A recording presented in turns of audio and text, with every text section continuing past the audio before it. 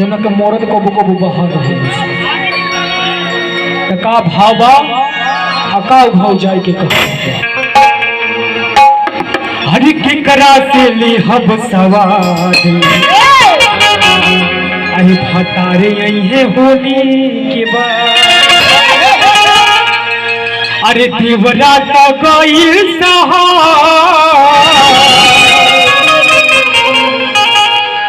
कैसे रहब फगुआ हरि पल पल तयावत याद भतारे यही होली पहले हमने के परिवार में जब हमने के बेटा बेटी हमने के भाई भौजाई जब बाहर से कोनो सामान आ जात रहल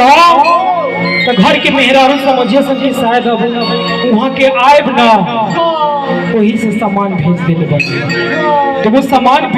भेजला के पीछे भी वो संदेश रहत रहला। पहले जब हमने के बेटा बेटी जब बाहर कमाई तो कोनो त्योहार किया तो आ जाए या ना आई तो कोनो सामान भेजत रहला। तू चीज में बा हरि के करा से ले हब सवाद भतारे ये होली की बात हम सवाद भतारे ये होली की बड़ा का बोल का हम भगवा भाई पल पल तैयार कैया ये होली की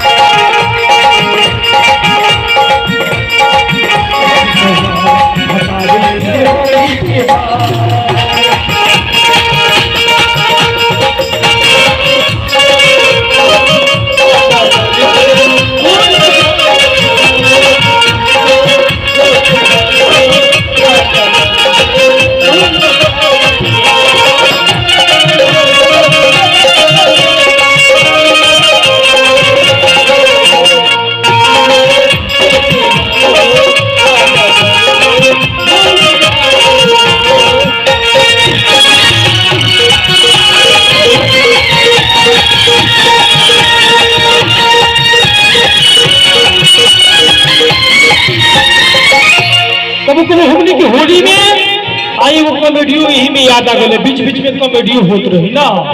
दोनों चीज खातिर लोग हमारे को बुलावे ना कभी कभी हमने की परिवार में हमने के घर में कभी होली की बिहार बोले कभी कभी मेहरारू ऐसा मोर मार के बोल जाबी जैसे कहली से मेहरारू काकी काहे बैठल बनी जी तू ये देखबू हो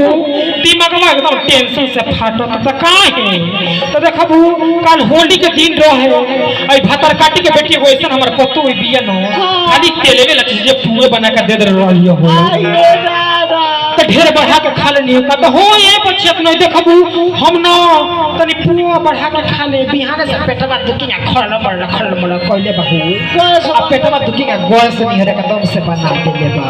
तो कबो कबो हमने के परिवार में हमने के घर में ये सब चीज मेहरारू बोलेली सन जोन की होली में बड़ा अच्छा अच्छा लोग हमने के बोलेला जैसे कबो कबो हमने के परिवार में हमने के घर में कबो ऐसा अचानक काम हो जाला जैसे कबो कबो लोग एकदम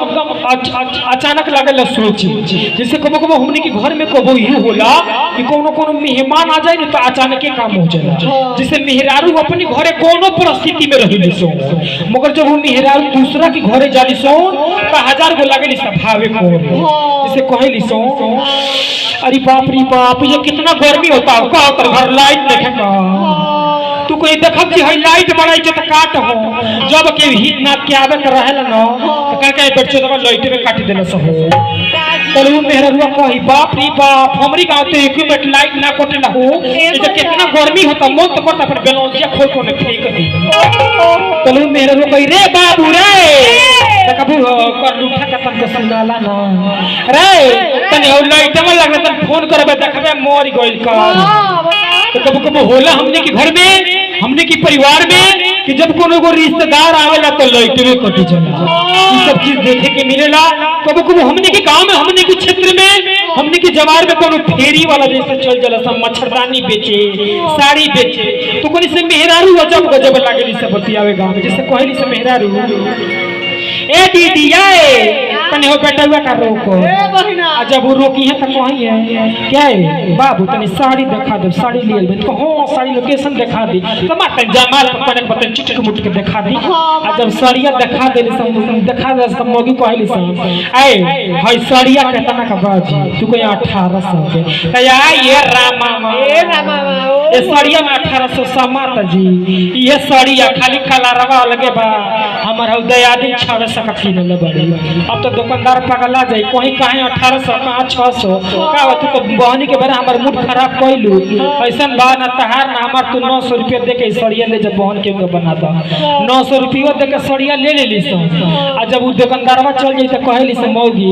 ए दीदी आए हम सुनो भाई देखब 900 का साड़िया लेनी ठगाई नहीं खिलू तू कहे ए भौजी तू नहीं ठगाई बड़ी ये साड़िया जेबू है भटनी बाजारिया में किने न तो ओई में लाइट बिल पंखा बिल रूम बड़ा जोड़ के दोगलवा 5000 के साड़िया देले तो कबो हमने की परिवार में हमने की घर में ये मेहरारू कुल बोले लीसो जैसे कुल सब चीज होला हमने की गांव में कबो यही होला कि होली में जब जाई जी केहू के रंग लगावे नु तो कोनो कहली से ले बाप ले क्यों मत लगावा हम अपने आंख बनवाले बड़ी अपन आ जब ना बर्दाश्त हो तो मगी कहली से काकी आंख बन लगा तू हो देखबू बनवानी तो हो बाबू लोग कमा तो अखिया बनी ना तू कहां कमा लो बोलो कि तुम रुपया में मरनी मराठी लागो तू तो हमारे गो ऐसा दामाद रहल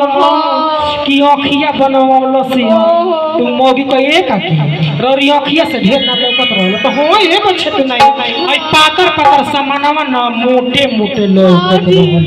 तो कब हमने के परिवार भी होला मगर ये वीडियो से संदेश भेजले बानी कि कुछ ऐसा परिवार के लोग बा कि दामाद के खाना तो खूब बढ़िया लगेला और जब बेटा जाके ससुरारी में करेला तो खराब लगेला तो उस चीज को हम वीडियो बना के डालनी तो ना हमने के दामाद के खाए के बा ना बेटा के ससुरारी ओकरा के खर्चा देवे के बा तो हमने की सोच समझ के करे के बा तो कुछ ऐसा परिवार बा कि दामाद के खाना तो खूब बहसे कि हमर दामदा है कइलसिया तो बेटो तो जाके उसे करता तो काहे बुरा माने के बा ये सब चीज पे हम वीडियो बना के डाली ली अब बहुत अच्छा लगेला आज हमने की जवार से विद्यार्थी भैया की टीम से जब हमने की टीम में बानी जा जौन की अंकित बाबू राजन बाबू और बहुत सारा सबके सपोर्ट हमने के मिलेला जौन की आज अंकित बाबू राजन बाबू हमने के लाइव पे कहीं खड़ा हुए लोग ये लोग भी बहुत ज्यादा सपोर्ट हमने के परिवार में मिलेला आई कबो हमने के घर में हमने के परिवार में जब कोनो मर्द विदेश चल जाला सो तो जब हम मर्दा जब विदेश से फोन करल सनु ए जो कुछ विदेशियन के मेहरारू हो करिलो भटनी में हां भले बेचारा कोनी दुर्गति में जा कमाता